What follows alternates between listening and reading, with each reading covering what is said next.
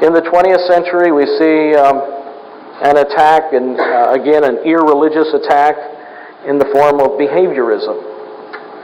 Behaviorism. One of the major figures in this school of thought is William James. Another is John Dewey. They denied, for example, that there is such a thing as a mind. James wrote a very famous essay, "Does Consciousness Exist?" To which his answer was no. There is no mind. There is no such thing as a mind. It's a myth, they said. All there is behavior, and behavior is defined in a very complicated fashion. A crude behaviorist might say thought is the motions of your larynx when you're speaking to yourself. That's what thought is. But more sophisticated behaviorists say no, it's much more complicated than that. The whole person is involved. The whole body is involved in how he interacts with the environment. That's what thought is. But there is no mind, there's no intellect, there's no consciousness. Knowledge lives in the muscles, to quote John Dewey. Knowledge lives in the muscles. And that's why, of course, Dewey emphasized learning by doing. If you're going to develop certain habits, you have to actually do things.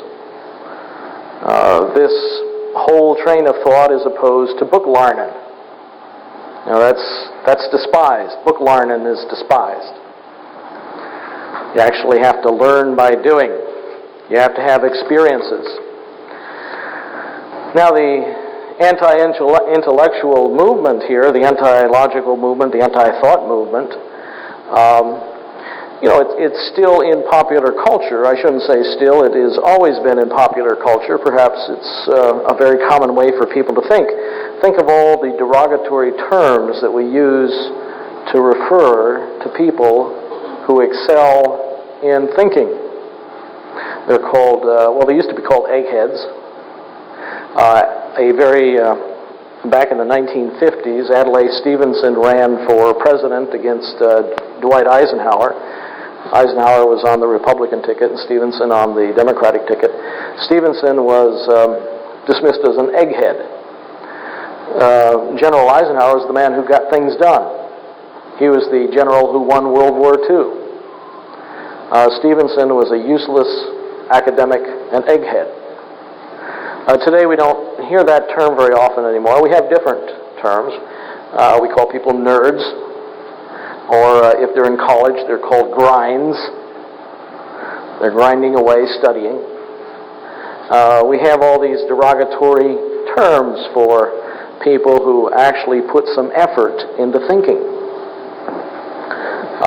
People seem to resent that for some reason. Completely opposite, by the way, to what Paul, for example, tells Timothy to do, and the advice that he gives Timothy. You might read 1 Timothy on that. But we have these derogatory terms. Well, in addition to behaviorism and James and Dewey and their outright denial that there is such a thing as mind, we have one of the most influential philosophies of the 20th century was existentialism. And existentialism denies that there is a human nature, that each man makes himself. And we're all confronted with an irrational universe. If you look at just the titles of their books and essays, it will give you some understanding of existentialist thought. Essays or books with titles like Nausea. Now that sort of thing. No Exit. It's a philosophy of despair. And it's been very influential in the 20th century. Very anti-rational. Well, those are some of the irreligious attacks on on thinking in the modern era. Of course, it didn't originate in the modern era. If you look back through history, you'll see in the Middle Ages people opposing thought, people opposing reason. Back in the ancient world, you find the same thing. It's not something that was invented in the 20th century or the 19th century, but it is prevalent today. In theology, you have a figure like Friedrich Schleiermacher, a German name, German fellow, and he actually thought he was defending Christianity. He lived at the end of the 18th century and beginning of the 19th century. And I'll read a couple of quotes from Schleiermacher. He wrote a book called On Religion. And this is what he says in that book. Among other things, he says, "I ask that you turn from everything usually reckoned religion and fix your regard on the inward emotions and dispositions, as all utterances and acts of inspired men direct." He says, "I ask that you turn from everything usually reckoned religion and fix your regard on the inward emotions and dispositions as all utterances and acts of inspired men direct." Now, he doesn't say who these inspired men are, but the men who wrote the Scriptures direct no such thing. We're going to look at verses that tell us repeatedly to think, to consider. We won't find any that say feel. We won't find any that say emote. We won't find any that say look at your inward dispositions. We won't find a verse that says contemplate your navel. But we will find hundreds of injunctions to think, to consider, to reckon. So, who Schleiermacher has in mind when he refers to these inspired men, he's not referring to the apostles and prophets who wrote Scripture. When he tells us to focus on our emotions and inward dispositions.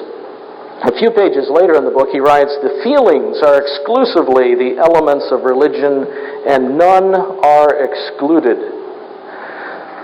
And notice the word exclusively. The feelings are exclusively the elements of religion, and none are excluded. No feeling is excluded. Anger, lust, despair, no feeling is excluded. That's what he said. Ideas and principles, another statement from Schleiermacher. Ideas and principles are all foreign to religion. Ideas and principles are all foreign to religion.